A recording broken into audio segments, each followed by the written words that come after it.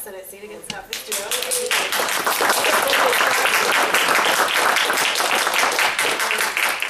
First off, I just wanted to start with some frequently asked questions. People are often asking, like, is there really going to be an election and when and all of that.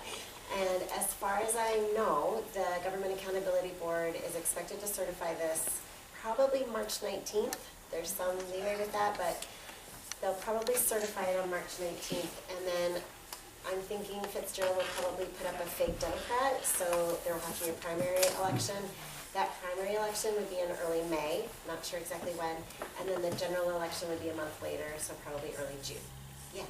Well, there was something, was it yesterday or the day before, I heard it on the news? Who's this Democrat that's going to run against you? No idea. He ain't a Democrat, I think. Probably not supported by the Democratic I think Party. he's your Republican. Something was announced? That's still the, inevitable. Yeah, I haven't heard about that, but all along we fully expected that there was if there wasn't one. Right. So, he talks about how expensive this whole thing is, and it would be a lot less expensive if we didn't have to have a primary, but we work for it. So that's that, and as far as the signatures go, we had far more signatures than were required, so I'm sure that it'll be certified. Any other questions as far as that goes? Yeah. Are you going to be required to, or asked to do what I'm doing with the people uptown? I'm sorry. Entering all in their paper, or your signatures? To create a database of signers? Do you have to do that too? We are not required But to the do that, Democrat but Karen has We're taken gonna- that on. Right now. We were all set to have our 50 volunteers just enter everything and build it, and then Fitzgerald up on his website put a PDF of everybody who signed it. They did their own, they entered everybody in as part of the challenge process, whatever. But they publicized it as a PDF, so we just converted it to Excel from there. Nice. And so we have about 50 volunteers that are going through their, because they didn't do such a good job. So our It might have volunteers been are going easier through just to- line by line. And so our volunteers are going through line by line and just double checking all the entries, make sure we have a really good database. Yeah. All right. So, we passed around sheets where people could write down questions, concerns, anything like that. Those are really important because I take them home and I read them and I think about them and sometimes contact people again if they, raise a question that I want to get back to them on. But if you want, you can just raise your hands and ask questions. Really, I am intending this to be a listening session. This is early in the campaign and I'm still kind of trying to figure out what people around the district are thinking and what issues are facing their communities. So, I'm happy to tell you what I think about a particular thing, but I'm really hoping it's more me listening to you, because I'm going around Cambridge. I feel like I know pretty well because I just live in Port Atkinson, but when I go up to Dodge County, I'm really learning a lot about those communities. So, yeah, does anybody have any questions or concerns they'd like to share? Yeah. Hi, my name's Brian. I live in Deerfield. I want to follow up on kind of what we've been talking about with voter registration and voter ID, and I know there's a lot of things that are going on with that. When I moved back to Wisconsin in 2000, one of the things that surprised me about this state versus Missouri, where I came from, and Missouri is a pretty conservative state in many ways, Missouri has motor voter. Motor voter is when you go in and you get an ID at the motor vehicle office. They ask you, can I register you to vote? If you go and you update your address at the motor vehicle office, can I change your voter registration? My feeling is that we can fight the battle with voter ID, and I believe that's a good battle to fight. But if we're going to require people to go in, get an ID in order to vote, then we should also make it so that when they get that ID at the same time, they can register to vote. That's an excellent idea. So you want to call that voter?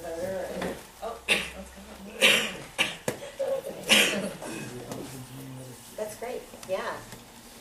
Everybody, does that seem to be a reasonable idea to everybody in this room? It doesn't in any way address the disenfranchisement. No, it doesn't. And there are two different issues there, and I think that the disenfranchisement is very important and needs to be fought at. But it also helps people when they come to the state, or when you were talking about you move from 1010 to 108, it just gets taken care of. You don't have to make a second trip. Yeah, that makes a lot of sense. And in this day and age, it should be easy, you know, to share databases, so, great, yes. But it makes a lot of sense, but then it makes it possible to continue to disenfranchise. Because the kind of system we had before that wasn't. Yeah. There So isn't should we a put problem, down- there's should we not a put down that everyone is concerned about disenfranchisement with the photo ID? Yeah, Yeah, I actually, when I moved to Wisconsin, I thought it was wonderful that you could just get a neighbor to vouch for you, and you could register at the polls, and it was just so, it just treated people like adults, you know, that like, we can trust you to say that you are who you say you are. And just related to the disenfranchisement, I'm sorry, I didn't want to interrupt you, but see, no one can demonstrate that voter fraud is a problem. Right. But the disenfranchised enables election. Yeah, I think that's a huge concern. All right, anybody else have any questions or concerns? Oh, yeah, Hi, I'm Bob Salo. hi Bob. One issue that's very important out here in Cambridge and in Deerfield and all the non-Madison communities is economic development. And Scotty hasn't been very accessible in terms of giving us the attention that we need with the state's economic development efforts, whether it's with the Department of Tourism, and I know they as a staff are willing, but we haven't had the leadership from Fitzgerald or from our representatives to keep us in the limelight, us being not just Cambridge, but all the rural communities that make up the Senate district. And I think it's very important to be in their face, if you allow, so that we get representation and our assets are represented nationally and internationally, so that we can bring industry and we can bring manufacturing, we can bring, you know, some of the economic benefits to efforts that are not really spurred right now. I mean, they're not.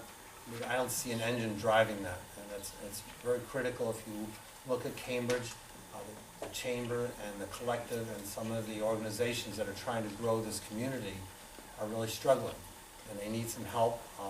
Help from Thrive and from the state government. And so I would hope that you address that in your campaign and make sure that the businesses are involved, because they're very concerned, but they haven't had a voice.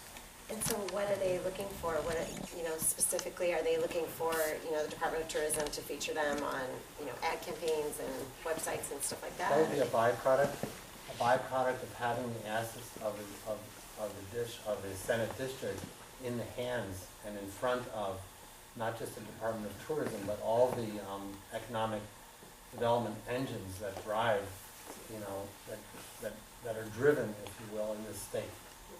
And those, you would really not have that visibility, and it's very frustrating because each community is struggling with that issue in a sort of in an island.